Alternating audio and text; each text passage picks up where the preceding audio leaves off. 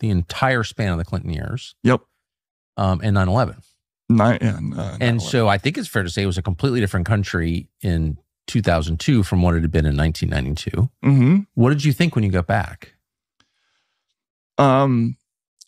Well, I mean, I was shocked when I got back, and I was thinking about this just the other day because, I think a lot now about kind of America's slide toward autocracy, because I had this vision the whole time I was there.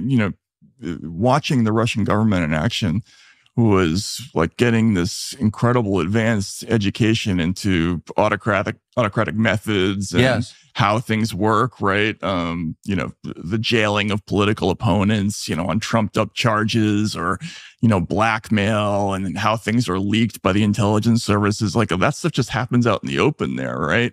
And I always had this image that, well, in America, that doesn't go on.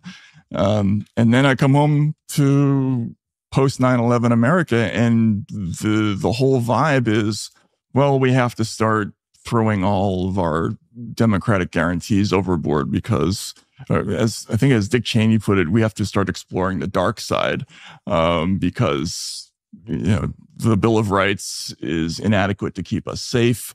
We need to start doing all these things that I thought were crazy. The Patriot Act, the authorization to use military force, right? Like, so moving the authority to declare war out of Congress to basically to the White House, mass surveillance,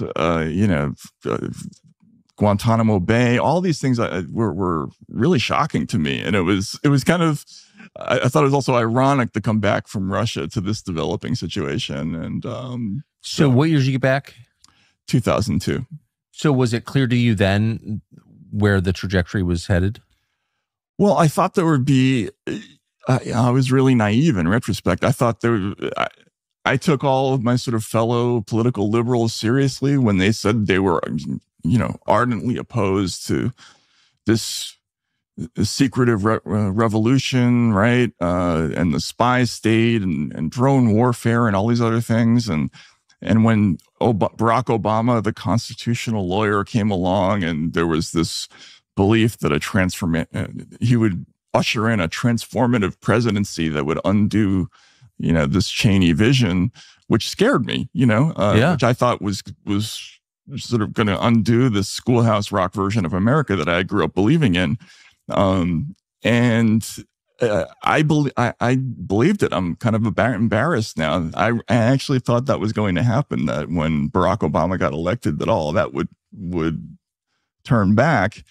But in hindsight, they never had any intention, it seems, that of changing anything. If you go back and look at the statements, they were saying things like, well, we might not change the status quo right away, right? And I had been very positive about Barack Obama. I covered him on the campaign trail because my job, by the way, when I came back, I lucked into getting the greatest job in journalism, which is covering campaigns for Rolling Stone, right? And I was very impressed by Barack Obama. I thought he was incredible, but it was disillusioning to see what happened afterwards. At what point did you realize he wasn't what you thought he was? So right after he got elected, I got assigned to cover the causes of the financial crisis, and which was funny because I had no background in finance. I didn't have any clue what a mortgage-backed security was or how any of that works. But one of the first things that happened was that, I got calls from people in the Democratic Party who said, you should look at the president's relationship to Citigroup and, how the Citigroup bailout happened. He put a Citigroup executive who had been a college buddy of his in charge of his economic transition, during which they gave a very, sweetheart bailout deal to Citigroup.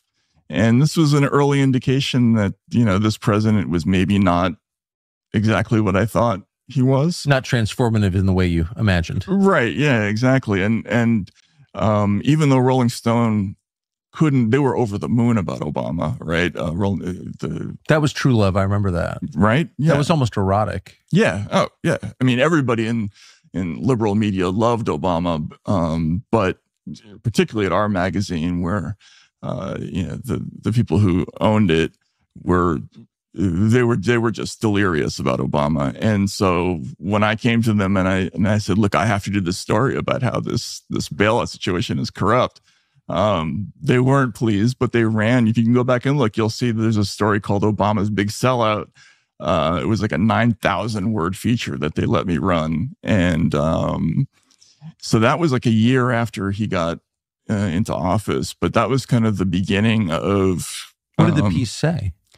It basically said that the Obama had run as an economic populist, and had talked a lot about reforming certain things that had gone on Wall Street that had allowed the excesses of the mortgage bubble to happen. Yes. And then as soon as he got elected, he brought in all these acolytes of Clinton's former Treasury Secretary Bob Rubin. So there were all these. Rubin was at Citigroup. Obama brought a whole bunch of people close to Bob Rubin into the government, and these were the same kind of people who had caused the crash. Yes, right. So to me, I wrote it as kind of a bait and switch. He ran as somebody who was going to change the system. He brought in people who were the system. And in addition, there was this bailout deal with Citigroup in particular that was kind of malodorous. And there were people who ended up paying fines in that situation. But it was very critical of basically who Obama had brought in to run his economic policy. And the idea was he had run as one thing and he was really another thing. So that was one of the first stories of that type. How did the Obama administration react to the piece? They weren't happy. If you go back and look, there's an interview with Obama. They did an official Rolling Stone interview with him years later where he sort of brought up the fact that even your magazine talked about how I didn't do enough.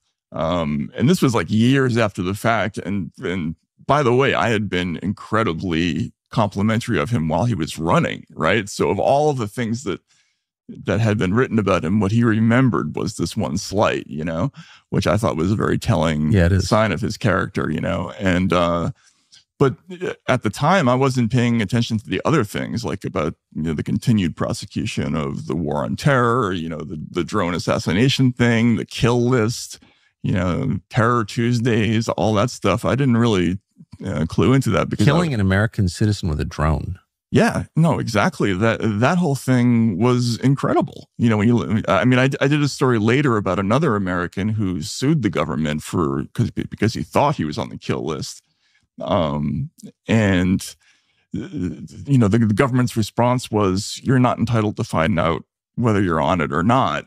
You're on the kill list. Yeah. And the whole idea that we even have something called like lethal action, that it might apply to an American citizen, that you can do that without due process.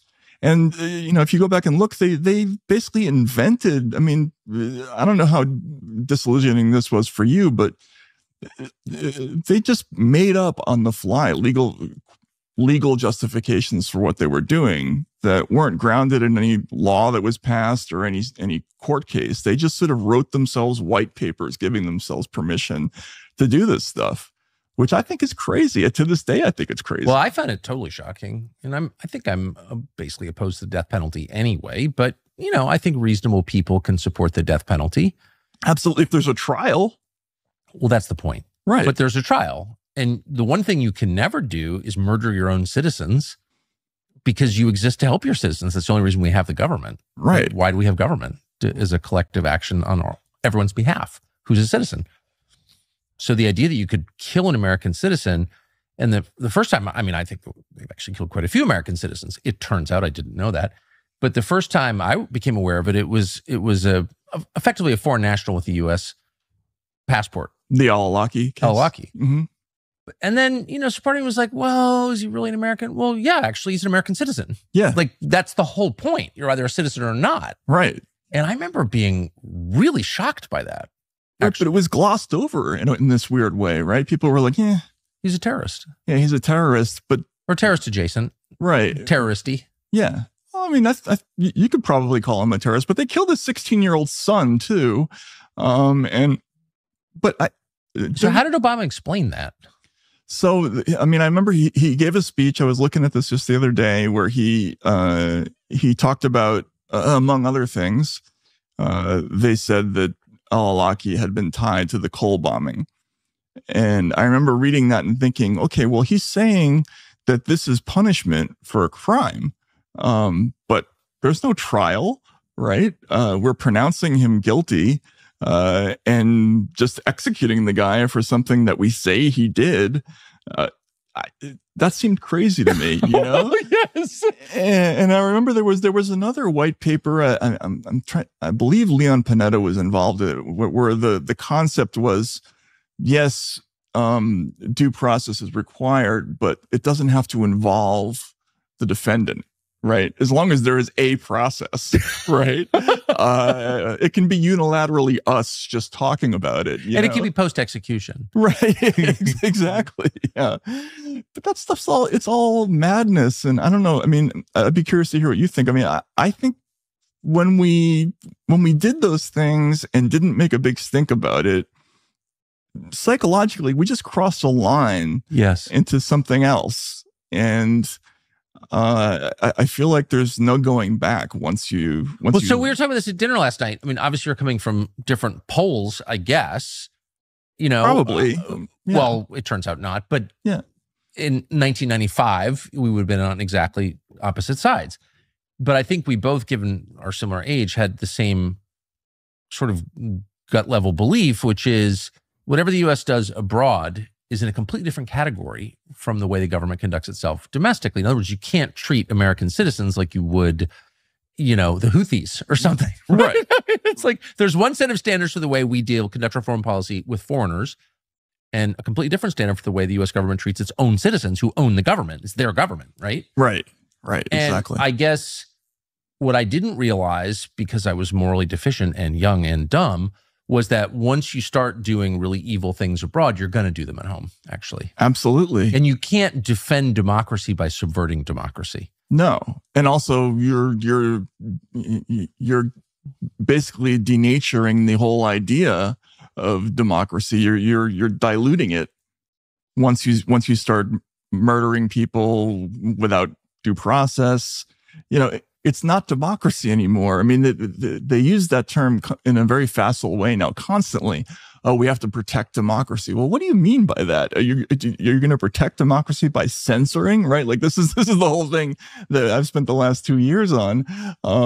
If that's what you mean, that's contradictory, right?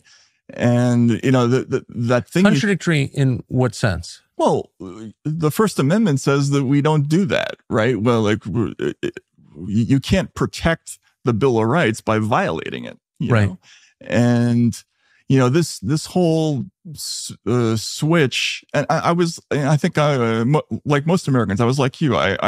We all knew that the United States was whacking people all over the world, right? I mean, even though the church committee hearings came along and we basically said we weren't going to do that anymore, of course we were doing it, right? Yes. We were doing all kinds of horrible things. We were probably fixing elections, in half the places on Earth, but not here, right? Like that was a bright line for Americans. Now, maybe that's chauvinistic to believe in that, but I was like you. I didn't think they would ever cross that line and come and bring these ideas home.